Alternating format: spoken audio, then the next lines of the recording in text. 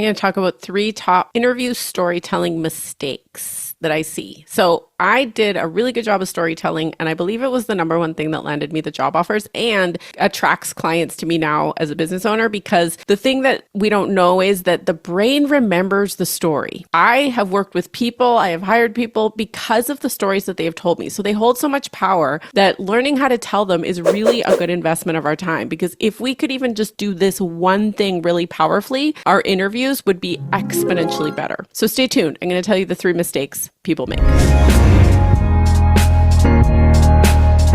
So the number 1 mistake is being too vague. In other words, not being specific enough. So for example, I worked in HR for 5 years as an HR manager, and I sat in hundreds of interviews. And the thing that I saw most of the time was people being too vague. So we'd ask them a question like, can you give me an example of a time you handled confidential information? And the person would say, every day, all the time, as an answer, right? And that is an example of a very vague, very blah answer that gives you nothing. It just says, okay, yeah, you say that, but like, we need a little bit more here, right? A good example of that answer might be, oh yeah, I was in charge of all the confidential files. I had to make sure that the passwords were changed every 3 months and that everybody changed their passwords. I also had to make sure that all the file cabinets were locked at the end of the day, and it was my responsibility to make sure that all that information was kept secure. And if anybody did get access to it, I would be the one responsible. So I took great care in making sure that all security measures were taken, right? So that would be an example. Which one instills more confidence in you to hire the person who answers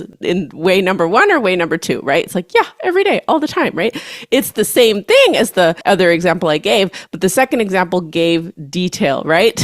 So another example of this is like the mistake is being too vague, not being specific enough, is say you're going to hire someone to climb Mount Everest, okay? And say that you have never climbed before, and you know it's going to be a challenge, and you're going to be interviewing people to help you climb and get to the top successfully. And the one person says this to you. They say, oh yeah, it's so great. You're going to love it. I believe in you. We're going to do this. And, it's going to be so fun. And, you might need to pack a few things. Like I would just pack a few socks, maybe a first aid kit. Other than that, you don't really have to worry. We've got it. I've got it. Don't worry. I've done it before 1,000 times. It's okay. I got you, right? Maybe a decent answer. Okay. Maybe. Second answer. This is the power of specificity, okay? The second person says, okay, here's a map. This is the first stop. At the first stop, we're going to need this, this, and this, and this. Here's the list and the brands to buy. Go to this store and get it. Then we're going to stop here. And at this point, you're going to have these things happen. So we're going to need the blister things just in case you get a blister, or, we're going to need these specific things. Next, we're going to need to make sure that you have these medical checks done, okay? Because we want to make sure that you're in the best physical condition to take this on and that you can do it, okay? And then we're going to want to make sure that you have the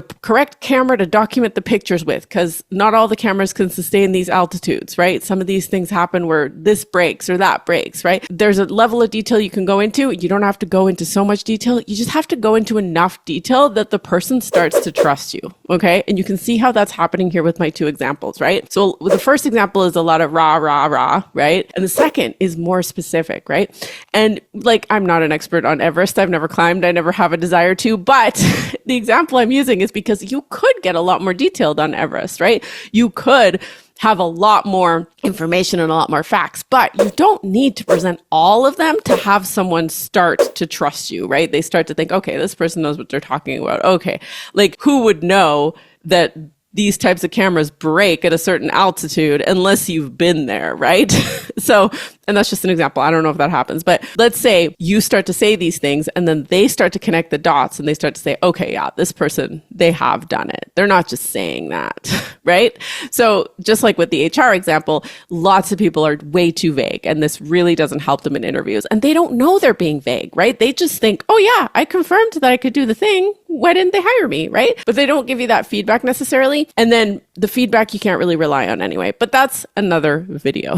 So the second thing people do as a mistake when they're telling stories is they don't talk about anything vulnerable, anything that might, show their human side. And then all they do instead is talk about how great they are and how awesome their results are. They're trying to come across maybe as perfect. Anybody?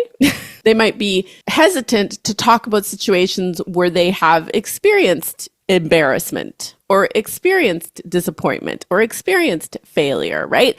And so when you're afraid to talk about those things because you think someone is going to judge you negatively, you lose an opportunity to show your strength of character and show how you respond to those things. So we need you to talk about those things because we can't know otherwise. We can't know what kind of person you are when things don't go perfectly. We can't know what kind of character you have when you make a mistake or someone else makes a mistake and you're affected by it, right? We don't know that. So as an interviewer, as a hiring manager, we don't connect those dots to trusting you. We just think surface level, oh yeah, they seem nice. They seem great. They seem like they have everything, but there's something missing there, right? So that's where the connection piece comes in. When you share something vulnerable about yourself, you instantly evoke more trust from the other party. An example I like to tell is I actually have lots of mistakes and failure stories, and I might make another video on all of them. But the one that comes to mind was when I answered the phone. I was a receptionist at a law office. I answered the phone quickly, and it was a person yelling on the phone. They were very angry because the bills hadn't been paid for a property that was being developed by the firm I worked for, by my boss. And they were like, tell the owner of the firm that there's a lien on the building now and that he better pay up or we're going to do this, and take this legal action and blah, blah, blah, right? I'm like, okay. And he's like, give him this lien number and give him this information. So I got off the phone and then I buzzed into the firm owner and I just said, hey, I just had a message for you. And he's like, what is it? And I'm like, there's a lien been put on your building here. And he goes, oh no, that's a mistake. And I said, oh no, it's not. I have the information right here. And he hung up abruptly. And I thought to myself, oh, that's weird. I wonder why he did that. Maybe he's busy. A few minutes later, I see him walk out with some clients, some new potential clients. And I'm like, oh, shit. And they heard everything I said. And so I asked him after, I'm like, why did you pick up the buzzer if you were with these important clients? And he's like, I was waiting for an important piece of information to come through. And I assumed that's what you were calling to tell me. And I was like, oh crap, I didn't know, right? So I felt awful. I felt terrible. I'm like, he could probably lose these clients because I just shared this information out loud and I didn't mean to. And anyway, so that happened on a Friday afternoon. The whole weekend, I'm like stressing about getting fired. I'm like making a case for myself so that he won't fire me. And so I come in the morning and I said, look, I understand that you might want to fire me because of that mistake that I made. And I want you to know that these are all the reasons why you shouldn't. And he listened to my reasons. He wasn't too happy, but he didn't fire me. And I ended up moving ahead there and ended up getting headhunted for actually another position for another firm. And it all worked out okay. But I talk about that mistake as a really big shifting point in my career because I talk about how I went in and I basically fought to keep my job. And I gave some really, really good reasons. One of the reasons was, look, I made that mistake, but you can guarantee I'll never make that mistake again because I felt that, right? And I would never want to feel like that again. But anyway, it was important that I share that because people could feel how uncomfortable that would be, right? They'd be like, oh yeah, I could totally feel how awful and embarrassing and just not happy emotions to feel over the weekend, especially, and then have to go in the next morning and be like, I'm probably going to be fired, right? Sharing stories like that are really what connect you. And a lot of people shy away from those stories because they think, oh, well, if they think I made a mistake like that, they might not want to hire me. And then I might lose the opportunity. But here's the thing, you lose the opportunity by not sharing those stories. Now, the caveat is you don't want to be still processing the emotions from that story. So if it's very recent and very raw, then you probably don't want to do it or talk about it. But you do want to share some vulnerable stories from your past because it will really help you connect. And it is one of the things that can really help you stand out. So let's talk about the third mistake. The third mistake people make is that they don't own the fact that they really did have the expertise, right? Or that they led the thing or that they had the idea. So oftentimes they'll say, we did it as a team, or, it was my boss, or they want to give credit to other people in the sentiment of giving credit where credit is due. And that's great, but they're actually not owning their piece in it, right? So they're actually coming across in a weaker position than they could when really they were the ones with the idea, or maybe they didn't have the idea, but they executed the idea really flawlessly. So they don't really tell the story in a way that conveys that. So for example, if you had an idea for something and then someone else executed it and you said, oh yeah, but they were the ones who did all the execution, right? Like I didn't really do anything. I just had the idea,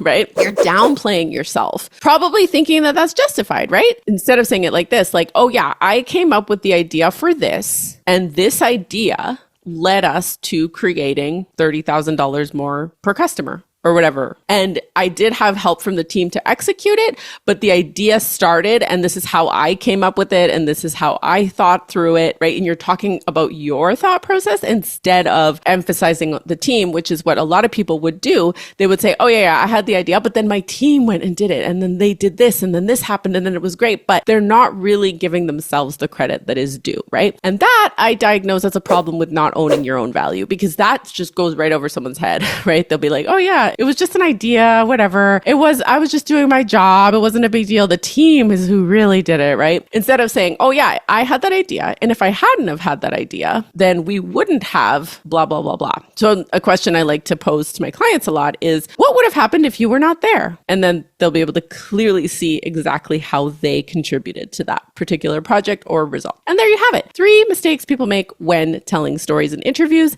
that can definitely cost you the job offer. Review that video again if you need to. It's very important. I have a example document with 10 examples for how to tell your own stories. They're stories from clients who have actually landed jobs through these stories that are in the example guide. You get fill in the blank templates to do your own stories and 25 questions at the end so that you can come up with the content for your stories. And it's good to just have these stories on hand, right? Like I call it like the Friends episodes. You know how when they say the one with Ross's thing or the one where Rachel, whatever, right?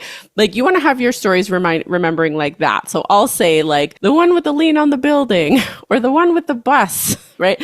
And then that's how I'll remember my stories. So you want to have a system to remember your stories, which I help you with. I have that downloadable guide for you to start with. And then I also have a 3-day training, which walks you through A to Z of how to move to the next level in your career, whether that is you want to make your first 6 figures or you want to double your salary, whatever your goal happens to be right now. I'll meet you where you're at. And I have a 3-day training that will help you to solidify how that's possible for you and do it in a relatively fast time frame. So I've helped hundreds of people do this. Get signed up for that and you'll get the freebies as well. So you'll get that example freebie and you'll get some other stuff too, because I've had a lot of years to put together a lot of resources for you. And if you're interested in working with me, I will tell you how to do that once you get signed up. Give me a thumbs up if you like the video, thumbs down if you didn't like the video, subscribe to the channel, give me some feedback, leave me a comment, and I will see you in the next one. All right, bye-bye. I climbed across the mountain tops, swam all across the ocean blue. I crossed all these lines and I broke all these rules. But baby, I broke them all for you. Oh, because even when I was flat broke, you made me feel like $1,000,000 you do.